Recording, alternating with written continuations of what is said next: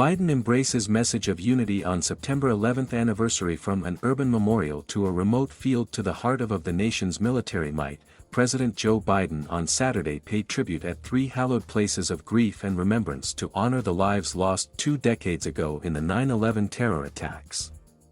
The solemn day of commemoration offered frequent reminders for Americans of a time and they united in the face of unimaginable tragedy. That fading spirit of 9/11 was invoked most forcefully by the president at the time of the attacks, George W. Bush, who said, "That is the America I know," in stark contrast to the bitterly divided nation Biden now leads.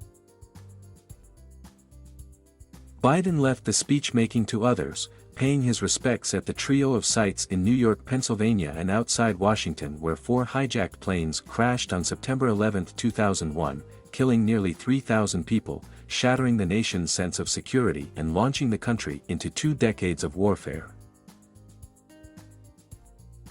Biden wiped away a tear as he stood in silence at the site where the World Trade Center towers fell, and looked up at the haunting sound of a jet plane under clear blue skies reminiscent of that fateful day. In a grassy field in Pennsylvania, Biden comforted family members gathered at a stone boulder near Shanksville that marked where passengers brought down a hijacked plane that had been headed for the nation's capital. At the Pentagon, Biden and his wife, Jill, took a moment of silence before a wreath studded with white, purple and red flowers on display in front of the memorial benches that mark the victims of the attack at the military headquarters. Delivering Bud Light and appreciation to the Shanksville Volunteer Fire Department, which responded to the crash of United Flight 93, Biden praised Bush's comments in his only public remarks of the day, saying the Republican made a really good speech today, genuinely, and wondered aloud what those who died that day would think of today's rancor. Gesturing to a cross-shaped memorial made of steel from the Twin Towers adjacent to the firehouse, Biden reflected, "I'm thinking what would the people who died, what would they be thinking? Would they think this makes sense for us to be doing this kind of thing where you ride down the street and someone has a sign saying F so and so?" It was a reference to an explicit sign attacking Biden last week in New Jersey as he toured storm damage that was displayed by supporters of former President Donald Trump. Biden expressed incredulity at recent comments by Trump, whom he accused of abandoning the nation's ideals during his time in office. "Everyone says, 'Biden, why do you keep insisting on trying to bring the country together?' the president told reporters. "That's the thing that's going to affect our well-being more than anything else." In a frequent refrain of his presidency warning of the rise of autocracies, he added, "Are we going to, in the next 4, 5, 6, 10 years, demonstrate that democracies can work, or not?" At Ground Zero in New York City, Biden stood side by side with former Presidents Barack Obama and Bill Clinton at the National September 11th Memorial as the names of the dead were read aloud by their loved ones.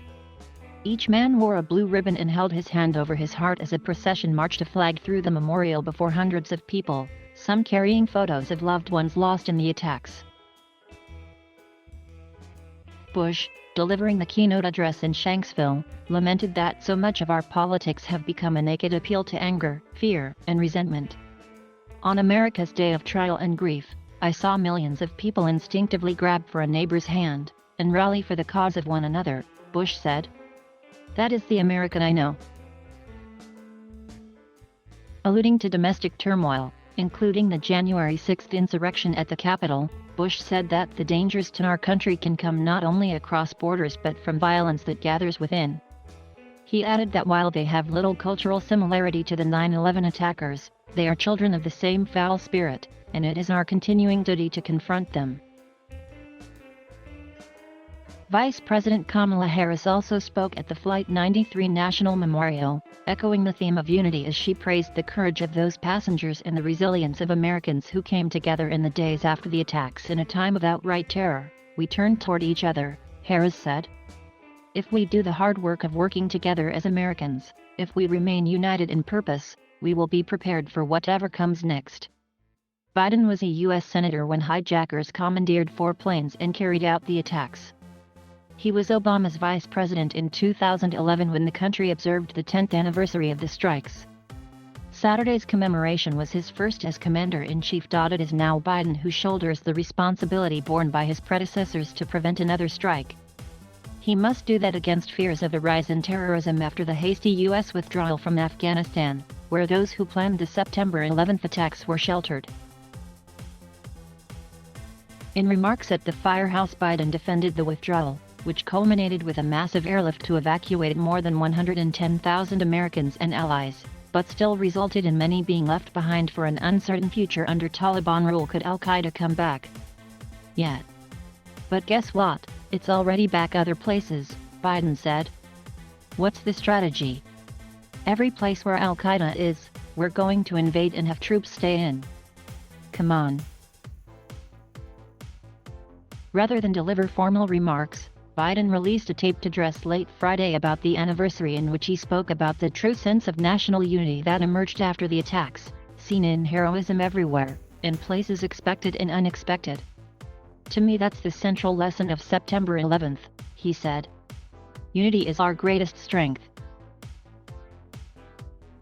Biden became the fourth president to console the nation on the anniversary of that dark day, one that has shaped many of the most consequential domestic and foreign policy decisions made by the chief executives over the past 2 decades. Trump skipped the official 9/11 memorial ceremonies and instead visited a fire station and police precinct in New York, where he laced into Biden over his withdrawal from Afghanistan and repeated lies about the 2020 election as he paid tribute to New York's first responders.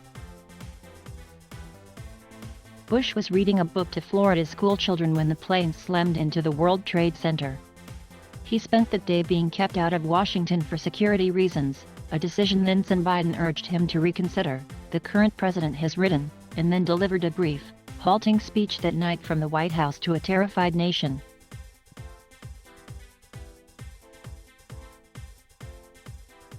Thank you for watching. Please subscribe.